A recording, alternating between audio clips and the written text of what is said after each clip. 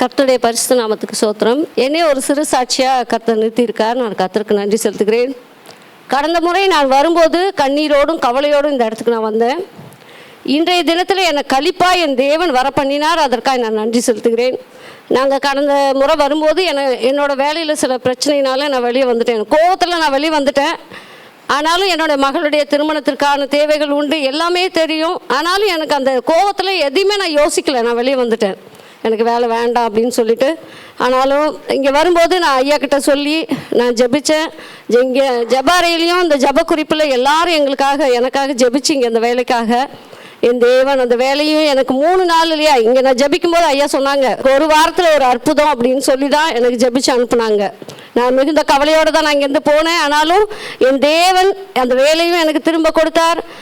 மற்றும் என்னோட மகளுடைய திருமணத்துக்காக நாங்கள் ரொம்ப நாளாகவே ஜபிச்சுட்டு இருந்தோம். என் தேவன் ஒரு ஏற்ற மகனை எனக்கு கொடுத்துருக்கிறார். எங்களுக்கு ஒரு மகனை கொடுத்துருக்கிறார். இப்போது அந்த திருமணத்தையும் அற்புத அதிசயமாக நடத்தி கொடுத்தார். தேவைகள் எவ்வளோ தேவைகள் இருக்குன்னு எல்லாருக்கும் தெரியும். உங்களுக்கு அதுவும் இப்போ நகை வேலை, விற்கிற வேலை எல்லாமே தெரியும். என் தேவன் எல்லாவற்றையும் நேர்த்தியாய் செய்து முடித்தார். ஐயா கூட எங்களுக்காக அதிகமாக பாரப்பட்டு ஜபிச்சிருக்காங்க. மற்ற நான் உபவாசம் நம்ம குறிப்புக்காகவே நம்மளே உபவாசம் இருக்க மாட்டோம். ஆனாலும் ஐயா நமக்காக உபவாசித்து ஜபிக்கிறாங்க. அவங்க அதிகாலையில் எழுந்து நம்மளுடைய காரியங்களுக்காக மன்றாடி ஜபிக்கிறாங்க. அதற்கேற்ற பலனை ஆண்டவர் எங்களுக்கு கொடுத்திருக்கிறார். என்னுடைய மகளுடைய திருமணத்தை அற்புத அதிசயமாக நடத்தி கொடுத்தார். இப்போ எங்கள் 2 பிள்ளைங்களுக்கும் எங்களுக்கு திருமணம் செய்ய கர்த்தர் கிருபை. பெரிய மகளுக்கும் திருமணம் நடந்து ஒரு குழந்தை இருக்கிறது. 2 மருமகனுமே எங்களுக்கு மகனாய் தான் ஆண்டவர் கொடுத்திருக்கிறார். என் தேவன் எல்லாவற்றையும் நேர்த்தியாய் செய்து முடித்தார். நான் இங்கே வரும்போது நான் கவலையோடு வந்ததெல்லாம் மாற்றி என்னை இன்னைக்கு எவ்வளோ சந்தோஷமாக நான் வந்திருக்கேன்னு எல்லாருக்கும் தெரியும். இது என் தேவனுக்கும் தெரியும். என் தேவன் இம்மட்டுமா நடத்தின தகப்பன், எல்லாவற்றையும் நேர்த்தியாய் செய்த தகப்பன், எல்லோரோடு இருந்து எங்களையும் வழிநடத்திருக்கிறார். அதற்காக நன்றி செலுத்துக்கிறேன். எங்களுக்காக ஜெபித்த ஐயாக்காகவும் நாங்கள் நன்றி செலுத்துக்கிறோம். ஐயாக்காக நாங்கள் ஜெபிக்கிறோம். ஆண்டவரின் அநேக ஆண்டுகள் இந்த ஊழியத்தை செய்த அநேகருக்காக ஜெபிக்க மகனுக்கு பலனை கொடுக்கணும் நாங்கள் ஜெபிச்சுட்டு இருக்கோம். நன்றி, உங்க எல்லாருக்கும் நன்றி. கர்த்தருடைய பரிசுத்த நாம சகோதரரும் இந்த புதிய வருடத்திலும் ஏதோ நான் புதிய காரியத்தை செய்ய போகிறேன். இந்த தலைப்பில் ஏசியா தீர்க்க புத்தகம் 43ஆம் அதிகாரம் 18, 19, 20, 21 கொண்டு இதோ நான் புதிய காரியத்தை செய்ய போகிறேன் என்று சொல்கிறார். முந்தினர்களை நினைக்க வேண்டாம். கடந்த காலங்களை உள்ள ஒரு நினைக்காதுங்க, அது கூட வர வேண்டாம், அது இருக்கக்கூடாது. முந்தினர்கள் நினைத்தால் புதிய காரியம் நடக்குமா? நடக்காது. இந்த இன்னைக்கு எல்லாம் மூட்டை கட்டி குப்பை தொட்டு போட்டு எரிச்சிருங்க. ஏன்னா முந்தினர்கள் நினைக்க வேண்டாம். நீங்கள் பிறந்ததுலேருந்து எத்தனையோ வருஷம் நினைச்சிக்கிட்டே இருப்பீங்க. இது அதை நினைக்க வைக்கிற யார் தெரியுமா? பரிசுத்த ஆவியானவர் இல்லை, சாத்தான். நீங்கள் கலைந்து போட்டதை மறுபடியும் வீட்டுக்கு கொண்டு வரலாமா? கொண்டு வரக்கூடாது. ஒன்றை கூட நினைக்கக்கூடாது. பற்றியா நினைக்க வேண்டாம்.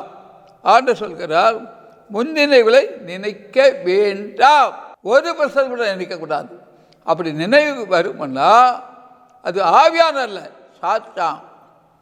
அது உங்கள் நினைக்க சொல்லுவான். நினைச்சி சமாதானத்தை கொலைப்பான், சந்தோஷத்தை கொலைப்பான், விடுதலையை கொலைப்பான், ஆசீர்வாதம் எல்லாம் அவன். அதான் முன்ன நினைக்கக்கூடாது. சமானாதியா அவர் சொல்ல முன் நினைக்க வேண்டாம். எதை கொடுத்து நினைக்காதீங்க. அதை கலைந்து குப்பையில் போட்டுட்டு எரித்தேருங்க வேண்டாம். அதான் ஆண்டு சொல்கிறார். ஏசியா தீர்க்கத்தை கொண்டு ஏசியா 43ஆம் அதிகாரத்தில் 18, 19, 20, 20 பேசுகிறார். அதே சமயத்தில் பூர்வமானவைகளை சிந்திக்க வேண்டாம். பூர்வமான சிந்திக்க வேண்டாம். நம்ம சிந்தையில் இயேசுதான் இருக்கணும். உலகத்தில் இருக்க சிந்தையில் அதான் சொல்கிறார், பூர்வமானவர்களை சிந்திக்க வேண்டாம், இயேசுவை சிந்திங்க. அவர்தான் தேவன். வசனத்தை சிந்திங்க, அவர் வார்த்தை சிந்திங்க. பூர்வமானவர்களை சிந்திக்க வேண்டாம். இயேசு 100க்கு 100 உங்கள் சிந்தனையில் கொண்டு வாங்க. கொண்டு வரும் பொழுது அது உங்களுக்கு புதிய காரியம். இதோ நான் புதிய காரியம். கடந்த காலம் வரையிலும் புதிய காரியங்களுக்கு எதிர்பார்த்திருக்கலாம். பல இடங்களிலே ஜெபத்துக்கு போயிருக்கலாம். எந்த கன்வர்ஷன் மீட்டிங், சபை கூடுதல் பாசம். ஆனால் பூர்வமானங்களை சிந்தித்து போய் பிரயோஜனம் இல்லை. புதிய காரியத்தை செய்வித்தார் யார்? ஏசப்பா சொல்லிட்டார். புதிய காரியம் செய்வாரா செய்ய மாட்டாரா? அவரோட வார்த்தை அழியுமா? அழியாது, நிச்சய வார்த்தை. உலகத்தில் உள்ள எல்லாரும் உள்ள வார்த்தையெல்லாம் கடந்து போயிடும். ஆனால் தேவன் சொல்கிற வார்த்தை ஒரு எழுத்தோ அந்த கடந்து போகாது. அதான் சொல்கிறார், பூர்வமானங்களை சிந்திக்க வேண்டாம். சிந்திக்க வேண்டாம். அப்படி சிந்திச்செல்லாம் குழப்பங்களை கொண்டு வருவான். குழப்பம் வரும், சமாதான குறை வரும், சந்தோஷம் வராது, எதிர்பார்க்குற ஆசீர்வாதம் வராது என்றால் நம்ம சீராக்கிடுவான். 100க்கு 100 வளர முடியாது. அதான் ஆண்டவர் சொல்கிறார், பூர்வமானவர்களை சிந்திக்க வேண்டாம். திட்டமாக சொல்லுகிறார். ஏசியா பேசியிருக்கிறார். இதோ நான் புதிய காரியம் செய்கிறேன், இப்போது அது தோன்றும். எப்போது? இப்போதே நிகழ்ச்சியை பார்க்கும் போதே தோன்றும். புதிய காரியம் இதோ நான் இப்போது தோன்றும். இதுவரையும் நடக்காத புதிய காரியங்கள் எல்லாம் இந்த வருஷத்தை ஆண்டு செய்வார். கபாசமான அதிகார பற்றியா புதிய காரியம். பல ஆண்டுகளாக நீங்கள் குழந்தைக்காக ஜெபம் பண்ணி கொண்டு இருப்பீங்க. குழந்தை பெற்றுக்கொள்ளாமல் இருக்கலாம். திருமணத்துக்காக ஜெபித்து கொண்டிருப்பீங்க. புதிய தொழில்களுக்காக பெற்றுக்கொள்ளாமல் இருக்கலாம். பிள்ளைகளுடைய நேர்மையான படிப்புக்காக பெற்றுக்கொள்ளாமல் இருக்கலாம். வேலைகளுக்காக ஜெபித்து கொண்டிருக்கலாம், பெற்றுக்கொள்ளலாம். தீராத வியாதிக்காக ஜெபித்து கொண்டிருக்கலாம், பெற்றுக்கொள்ளாமல் இருக்கலாம். எல்லாம் பாவங்கள் போக முடியாது போக இருக்கலாம். ஆனால் ஆவியானவர் சொல்கிறார், இதோ நான் புதிய காரியம் செய்கிறேன். இந்த வார்த்தை உறுதிப்படுத்தப்படுற நிறைவேறும். புதிய காரியம் இதுவரை இல்லாத அனைத்து புதிய காரியத்தையும் இந்த புதிய ஆண்டில் செய்யும்படியாக தான் ஆவியானவர் கடந்து வந்திருக்கிறார். அவர் யார்? ஆவியானவர் ஆண்டவராக இயேசு கிறிஸ்து கல்வாரி சிலுவையிலே உங்களுக்காக எனக்காக அடிக்கப்பட்டு நொறுக்கப்பட்டு மரித்து வைத்தவர். சிலுவையிலே எல்லாரத்தை செஞ்சு விட்டார். 7 கண்ட மக்கள் மீட்புக்காக தான் மீட்பார். 7 கண்ட மீட்பார். அவர் சொல்கிறார், நான் புதிய காரியங்களை செய்வேன் என்று சொல்கிறார். அப்போ எந்தெந்த புதிய காரியங்களை நீங்கள் பெற்றுக்கொள்ள ஆயத்தமாக இருக்கிறதோ இந்த வருடத்தில் இப்போதே தோன்றும். நாளை இல்லை, பார்க்கும்போதே உங்களுக்கு 1:30, 1:60, 100ஆக பலன் கொடுக்கும். 1:30, 60, 100ஆக பலன் கொடுக்கும் புதிய காரியம். இதை கிட்ட நீங்கள் ஆச்சரியப்பட போகிறீங்க. அதுக்காக தான் ஆவியானவர் உங்களோடு பேசுகிறார். காது உள்ளவன் கேட்க கடவன் என்று ஆண்டவர் சொல்கிறார். புதிய காட்சி ஏதோ நான் புதிய காட்சிக்கிறேன், இப்போது தோன்றும். இந்த நாளை நான் அடுத்த நிமிஷம் இல்லை, அடுத்த மணி நேரம் இல்லை, அடுத்த மாதம் இல்லை, இந்த தோன்றும்.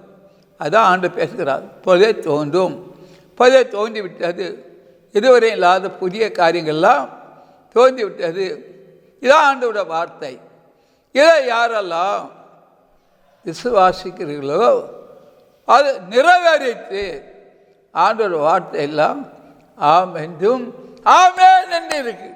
புதிய காரியம் இப்போதே தோன்றும் என்று சொல்கிறார். நீங்கள் அதை அறியீர்களா? யார் நீங்கள்? நிகழ்ச்சியை பார்க்கிற ஒருவர் நீங்கள் அறியீர்களா என்று சொல்கிறார். நீங்கள் ஒவ்வொரு அறியணும்.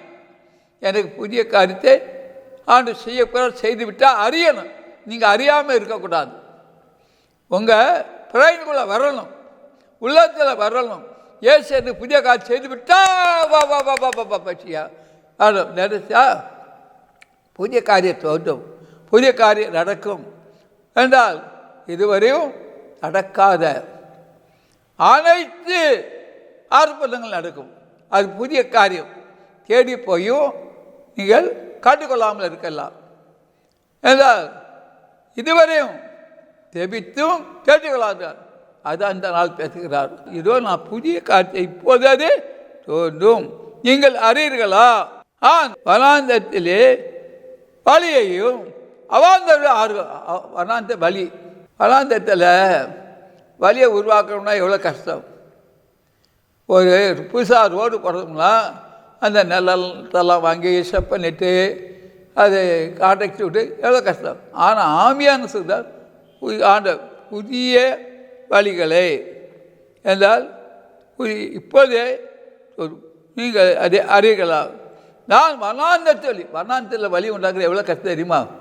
வனதனம் வலைகள் கூடுகள் எல்லாம் பல சூழ்நிலைகளுக்கு இருக்கும். எல்லாம் வனாந்தத்து வழி. அதே உலகத்தில் மனிதர்கள் அதை உருவாக்க முடியாது. ஆனால் அந்த வழியை உருவாக்குற ஒரே ஒரு ஆண்டவராக இயேசு கிறிஸ்து. அது வாழ்க்கையில் வலாந்தரமான வாழ்க்கையாக இருக்கலாம். அதை வழியை உண்டாக்குவார். ஏண்டா இங்கே வேட்டை பார்க்கும்போது பெருப்பாடு இந்த சொத்தரம் ஆண்டவரே சொத்தரம் வேட்டை பார்க்கும்போது அந்த ஆகாரம் எல்லா அபிரகாம் ஒட்டு தண்ணீரும் அப்பம் கொடுத்து அனுப்பிட்டான். அபிரகாம் அவர் பெயர் சபாய் அலைந்து தெரிந்தாள். வனாந்தத்தை அழிந்து தின்ற என்றால் ஆகார். அப்போது அங்கே ஒரு செடிக்கில் தன் பிள்ளை கடத்தி விட்டு தாகரன் பார்க்க மாட்டேன், எனக்கு ஒரு வழியை திறக்கலாம். அவர் ஆண்டு தூதனை கொண்டு பேசினார். ஏந்தா ஆகாரே பயப்படாத, ஏன் பயப்படுற சொல்லி ஒருத்தரை காட்டினார். துருத்த தண்ணி எடுத்து குடிக்க கொடுத்தார். அவன் அந்த வழியை ஆயத்துப்பட்டினாரா இல்லையா? தண்ணி குடிக்க கொடுத்தாரா? கொடுக்க அந்த தேவன் தான். அனாந்த வழியையும் அவாந்தர வழி ஆறுகளையும் உண்டாக்குறவர். ஒருவேளை அவாந்தர வாழ்க்கையாக இருக்கலாம், வலாந்தர வாழ்க்கையாக இருக்கலாம். இந்த நிகழ்ச்சியை பார்க்கும்போது ஒவ்வொரு எழுத்தையும் உண்டு ஆண்டு பேசுவார், கிரியை செய்வார். அது 1:30 1:60 ஊராக பலன் கொடுக்கும். ஈசாக்கு பஞ்ச காலத்தில் விதை வைத்தான். பஞ்ச காலத்தில் அவன் விதைத்த விதைகள் 1:30 60 100 மடங்கு பலன் கொடுத்தது. பஞ்ச காலத்தில் மழை பெய்திருக்காது, தண்ணி இருக்காது, விதைகள் இருக்காது, கலன்கள் செப்பல் போட்டிருக்க. அந்த விதை வைத்தான், தேவத்தில் விதை வைத்தான். அப்போதான் அங்கே 100 மடங்கு ஆசீர்வாதத்தை அறுவடை பெற்றுக்கொண்டான். அதே போல் தான் இந்த நாளிலே இதோ புதிய கசிகிறேன் புதிய தோன்றும் நீங்கள் அறியீர்களா, நான் வல்லாண்டு வழியையும் ஆறுகளை உண்டாக்கும். ஆண்டு நம்ம தேவை என்ன செய்தார் தெரியுமா? எலியாசிய கேரி தார் அடிக்கடி போக சொன்னார். போகலாம், போய் குகைகள் தான் இருந்தான். அவனுக்கு ஒரு வழியை ஆயத்தப்படுத்தினார். என்ன வழி? அவன் குகைக்குள்ளே இருக்கிறான். எலியாசி காலையில் பங்க்சுவால் டைம் அப்பம் இறைச்சியும், மாலையில் அப்பம் இறைச்சியும் பக்கத்து ஆறு கேதி ஆண்ட தண்ணி ஒடுக்க வைத்தார். வழியை உண்டு பண்ணார் இல்லையா? அவன் குகையில் இருந்தவனுக்கு இரவு பகலும் அப்பமும் இறைச்சியும் தண்ணீர் குடிக்க கொடுத்தார். அந்த தேவன் தான் நம்ம தேவன். வழியை ஆயத்தப்படுத்தாரா இல்லையா? உங்களுக்கு ஆயத்தப்படுத்த மாட்டாரா? வார்த்தைகளை விசுவாசிகளுக்கெல்லாம் உள்ளத்திலே பதிக்கிறவங்களுக்கெல்லாம் இன்றல்ல என்றுமே அற்புதம். Mighty Caesar mighty Lord. அந்த தேவன் எல்லா காலங்களிலும் உயிரோடு இருக்கிறார், வரண வரை நடத்துகிறார். அவர்தான் இயேசு.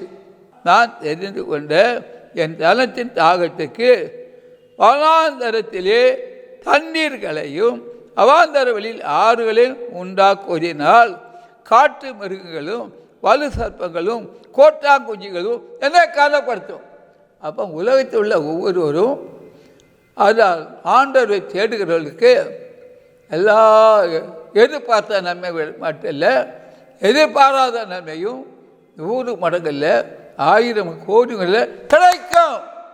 வாழ்க்கை செய்வார். அவருக்கு எல்லாம் லேசான காரியம். நம்ம ஏசப்பாவுக்கு எல்லாமே லேசான காரியம். ஏன்னா மனம் திரும்புகிறவர்களுக்கெல்லாம் எல்லாம் அனுகூலமான ஆசீர்வாதம் அற்புதமாக கிடைக்கும். மனம் திரும்பால் கிடைக்காது. ஏன்னா அவங்க உலகத்தின் மனிதர்கள், உலகத்தின் மனுஷிகள்.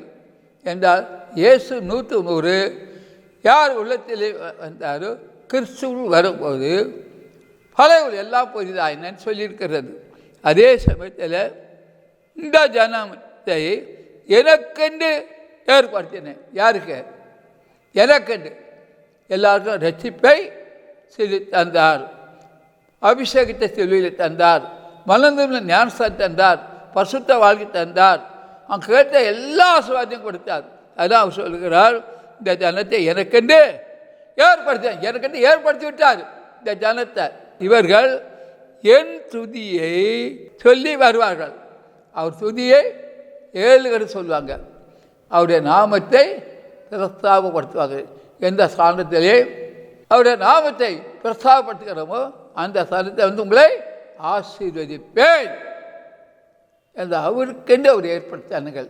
இன்னைக்கு இருக்கிறாங்க. அவருக்கென்று உண்மை உச்சமும் நேர்மையாக இருக்கிறாங்க. அவருக்கு ஒரு குறையும் வராது. அதான் அவர் சொன்னார், இறைமையாக 33 என்னை நோக்கி கூப்பிடு, நான் உனக்கு உத்தரவு கொடுத்து நீ அறியாதும் பெரிய காரியங்களை அறிப்ப சொன்னார். யாருக்கு? அவரை நோக்கி கூப்பிடுறவர்களுக்கு. உண்மையாக இருக்கிறவர்கள், உத்தமாக இருக்கிறவர்கள், பரிசுத்தமாக இருக்கிறவர்கள், நீதி செய்கிறவர்கள், கர்த்தருடைய வார்த்தை கீழ்ப்பட்டவர்கள், ரட்சிக்கப்பட்டவர்கள், தரிசனத்தால் நிரப்பப்பட்டவர்கள், மனந்தமே ஞானஸ்தானம் பெற்றவர்கள், வாழ்க்கையிலிருந்து எல்லாம் தேவனுடைய சபத்தில் ஈவு கிடைக்கும். அதான் ஆண்டவர் சொல்கிறார், அவருக்கென்று ஆண்டவரை ஆயத்தப்படுத்தியிருக்கிறார். இந்த ஜனத்தை ஏற்படுத்தினேன், இவர்கள் என் துதியை சொல்லுவார்களாக. அவருடைய நாமத்தை எங்கு பிரஸ்தாபப்படுத்தார். அதான் மேற்சொல்து, எந்த ஸ்தானத்திலே அவருடைய நாமத்தை அவருடைய நாமத்தை எங்கெல்லாம் பிரஸ்தாபப்படுத்துவோம் அங்கே இயேசு வர்றார். அவருடைய நாமத்தை உயர்த்தி கூறுகையில் நான் உங்களை ஆசிரியப்பேங்கிறார்.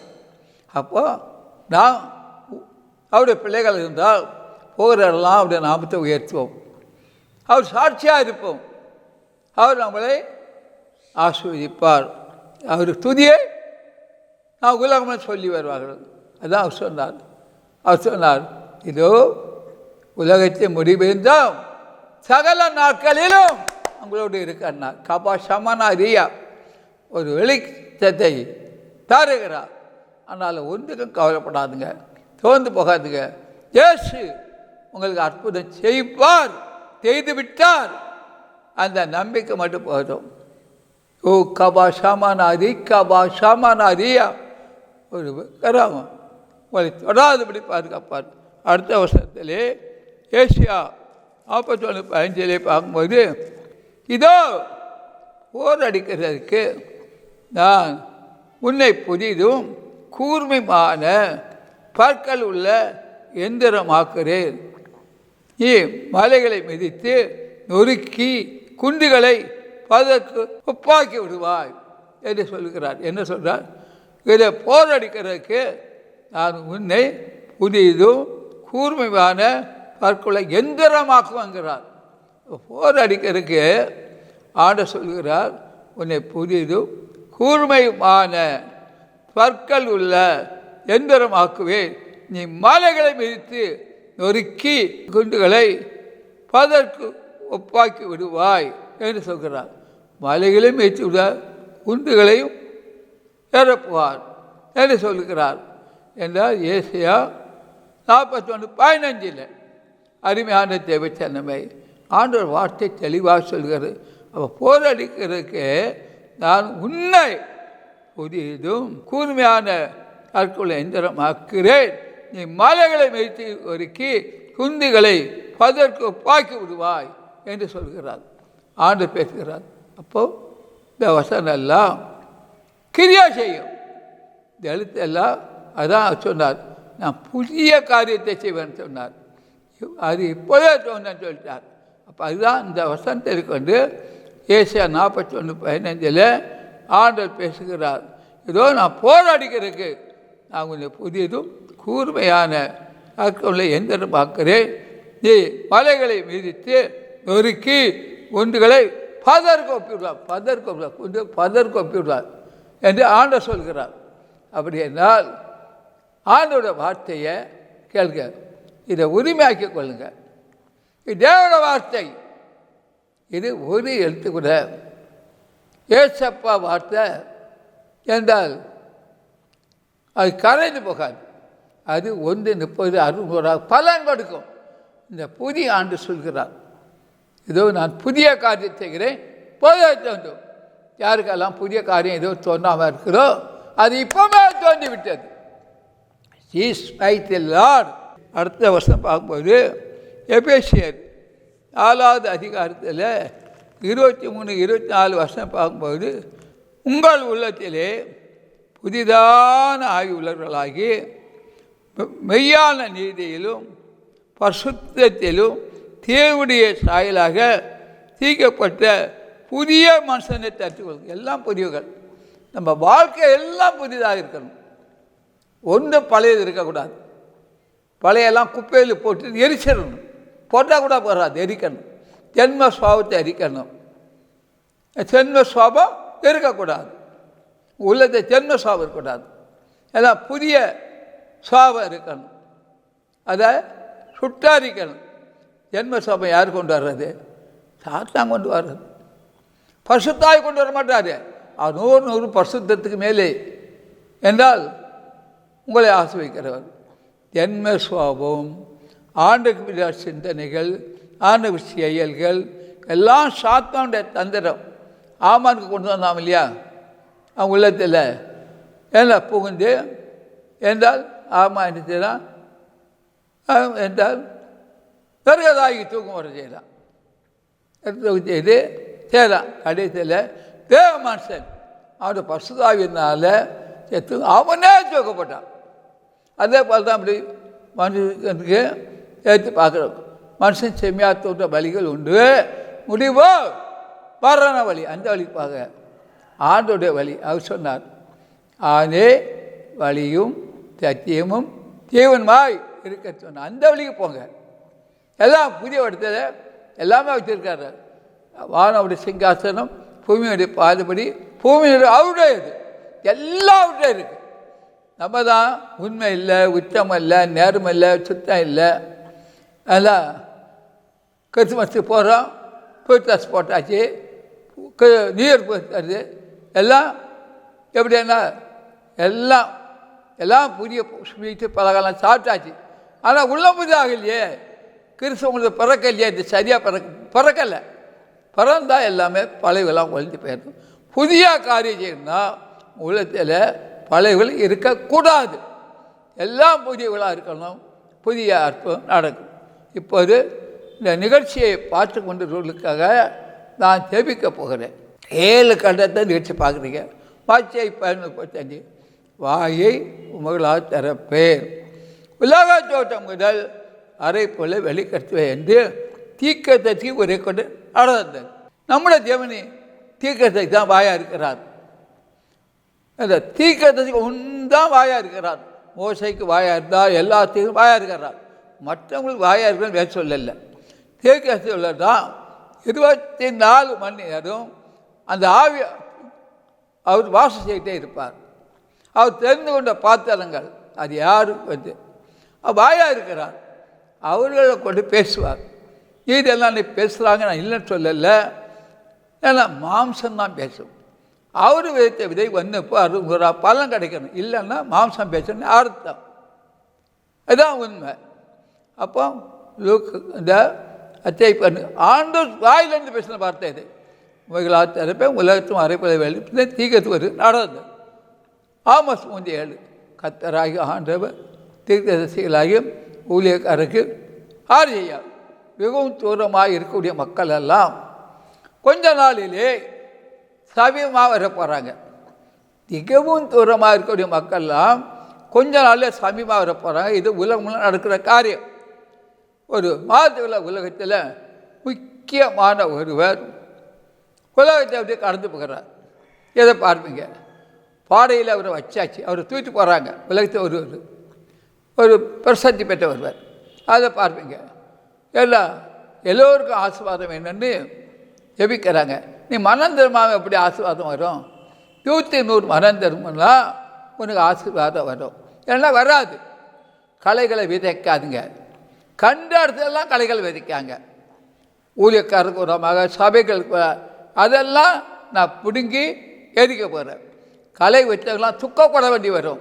ஊழியக்கார குறை சொல்கிறது, குத்தி பேசுகிறது சபைகளில், இது ஆண்டுக்கு பிரிவில்லாத காரியம். நீ உண்மையாக இருந்தால் நீ ஜெபம் பண்ணணும், உத்தமாக தான் ஜெபம் பண்ணணும்.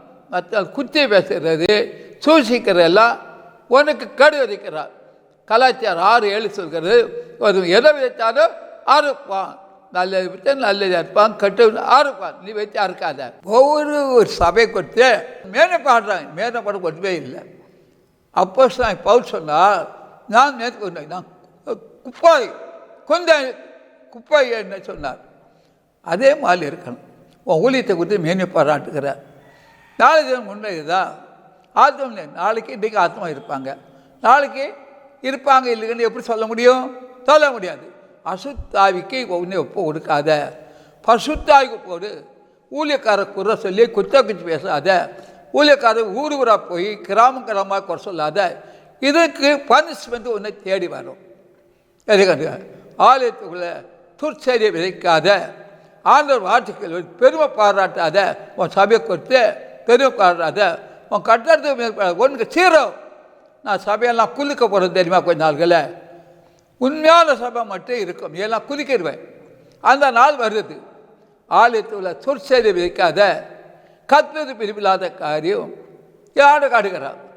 போட்டாச்சே கத்து ஆசைப்பாரா ஆசைக்க மாட்டாரா? ஆசைப்பார். அதிசயப்பார். ஊழியத்தை கொண்டு நீங்கள் என்ன நினைக்கிறீங்க? 100 கோடி ஆத்மா ரசிக்கப்படுவாங்க. இதான் வாக்கு தத்துவம். என்றால் ஆண்டோட வார்த்தை நிறைவேறிட்டு மனிதன் எதை வைத்தானது அதெல்லாம் அறுப்பான். இந்த ஊழியக்காரருக்கு விதமாக விதிக்கப்பட்ட விதைகள்லாம் நீங்கள் சபிக்கப்பட்டவர்கள். பசுத்தாய் குறமாக ஆண்டவர் பேசுறதுக்கு குறமாக குறை கொடுத்த சபிக்கப்பட்டவர்கள் என்று கற்று சொல்கிறார். நீ மனம் திரும்பிக்க. உன் ஜெபம் கேட்கப்படுமா? கேட்கக்கூடாது. ஒவ்வொரு இடத்துல ஒரு விதமாக நீ பேசுகிறாய், பஞ்சமாக பேசுகிறாள், கீழ்த்தரமாக பேசுகிறாள், குறை சொல்லி பேசுகிறாள். உன்னோட பசுத்தாவி இருப்பாரா? இருக்க மாட்டார். பாவத்தின் ஆவி தான் இருக்கும். தாத்தான் தானே குறை சொல்லுவோம், தாத்தான் தான் குற்றம் சொல்லுவோம். அப்போ இப்படி உனக்கு ஆசீர்வாதம் வரும்? ஒன்றும் வராது. அதான் ஒருவன் எதை விதிக்கிறானே அறுப்பான். நல்லதை விட்ட நல்லதை இருப்பான், கட்டு விட்டு அறுத்தே தீரணும். இந்த வருஷத்தில் என்ன நடக்குன்னு உனக்கு தெரியுமா? பொறுத்து பாரு, அப்போ தான் தெரியும். மனிதன் ஒவ்வொரு மனிதன் வச்சு அந்த வருஷம் அறுத்துடுவான், அறுக்காமல் இருக்க மாட்டான். அவங்க வச்சு அறுத்து ஆக்கணும். யாராக இருந்தாலும் அவங்க வச்சு அறுக்கணும். 1 கோடி மக்கள் இந்த உலகத்தை ரசிக்கப்பட்டு தீரணும். தேவை சித்தம், தேவை தீர்மானம், அது ஆவியான வார்த்தை. மலையாக இருக்கலாம், காடாக இருக்கலாம், கொண்டாக இருக்கலாம், ஆண்டவர் சித்தம் நிறைவேறும். குகைக்குள்ளே எலியா தீர்க்கதரிசி இருந்தவருக்கு ஆண்டவர் என்ன செய்தார்? காலையிலும் ஆகாரம், மாலையிலும் ஆகாரம், அப்போ கொண்டு போச்சு. இந்த ஊழியம் போஷிப்பார். அவருடைய ஊழியம் யார் கொடுத்த ஊழியம்? இயேசு கொடுத்த ஊழியம். மறுநாள் உருவாக்கப்பட்ட அபிஷேகத்தினால உருவாக்கப்பட்ட ஊழியம். இது பலன் கொடுக்கும். யாரெல்லாம் வஞ்சகமாக பேசுகிறாங்களோ அது வஞ்சனை தான் இருக்குது. அவங்கெல்லாம் பசுத்தவான்கள் இல்லை, பசுத்தவாடி கிடையாது. இது கிடையாது. கர்த்தருடைய வார்த்தை கீழ்படுத்தவங்க தான் பசுத்தவான் பண்ணுறது. மற்றவர்களை குற்றப்படுத்தி வர உன்னோட பசுத்தாவி இருக்க மாட்டார், அசுத்தாவி தான் இருக்கும். சாத்தான் தான் உன்னோட பேசுவான். நீ மனம் திரும்பிக்கிடுங்க. இந்த ஊழியத்துக்காக ஒரு நாளும் ஒரு சனிக்கு உபவாசம் செவிங்க, பாருங்க. இங்கே தேவன வார்த்தை இருக்குது, அவர் வார்த்தையாக இருக்கிறார். அதிகாலை ஜெபம், காலையில் 10, 12 அது தேவன வார்த்தைக்காக தான் வர்றாங்க. தங்கசாமிக்காக வர்றதில்ல. தேவ வார்த்தைக்கு தேவங்க இருக்கிறார் என்பதை உறுதிப்படுத்துவார். எல்லாம் கொஞ்ச நாட்களில் தென்னை கடற்கரையில் என்ன நடக்குது தெரியாமல் இருக்கிறாங்க எல்லாரும். அதையும் பார்த்துருக்க. கர்த்தர் உங்களுக்கு தேவன் தொட்டால், உங்களோடு பேசினால் தொலைக்காட்சி உற்சாகமாக வரும். காணிக்கை அனுப்பி ஆசீர்வாதத்தை பெற்றுக்கொள்ளுங்க. கர்த்தர் உங்களை ஆசீர்வார். அல்லேலூயா, அல்லேலூயா, அல்லேலூயா. எங்களுடைய வங்கி விலாசம் S Thangasamy, Bank of Baroda, Ambattur branch. Account number 05330100023359. IFSC code BAR 0AM BATT. மேலும் தேவ ஊழியரை நீங்கள் தனித்தனியாக சந்தித்து ஜெபிக்க விரும்பினார் ஒவ்வொரு நாளும் அதிகாலை 5 மணி முதல் காலை தொழுகையில் நீங்கள் கலந்து கொண்டு சகோதரர் அவர்களை சந்தித்து ஜெபித்துக் கொள்ளலாம். மேலும் விவரங்களுக்கு தொடர்பு கொள்ள சுவிசேஷகர் எஸ் தங்கசாமி, தொலைபேசி எண் 26574550, 26574551, செல்போன் 9383344445. புத்தூர் அதிசய பராக்கா தீர்க்க தரிசன ஊழியங்கள் நடத்தும் பரிசுத்த உபவாச ஜெப கொடுகை நடைபெறும் இடம் அதிசய பராக்கா தீர்க்க தரிசன ஊழியங்கள் 71 மௌனசாமி மடம், அம்பத்தூர் ஓச்சி. இதில் சிறப்பு ஜெபம் மற்றும் தேவ செய்தி அளிக்க இருக்கின்றவர் தீர்க்கதரிசி எஸ் தங்கசாமி அவர்கள். அன்பானவர்களே, இந்த உபவாச கூட்டத்தில் கலந்து கொண்டு தேவ ஆசீர்வாதங்களை பெற்று செல்ல அன்புடன் அழைக்கப்படுகின்றனர். ஜெப தேவைகளுக்கும் மேலும் ஆலோசனைகளுக்கும் நீங்கள் தொடர்பு கொள்ள வேண்டிய முகவரி சுவிசேஷகர் எஸ் தங்கசாமி, 71 மௌனசாமி மடம், அம்பத்தூர் ஓச்சி, சென்னை 53.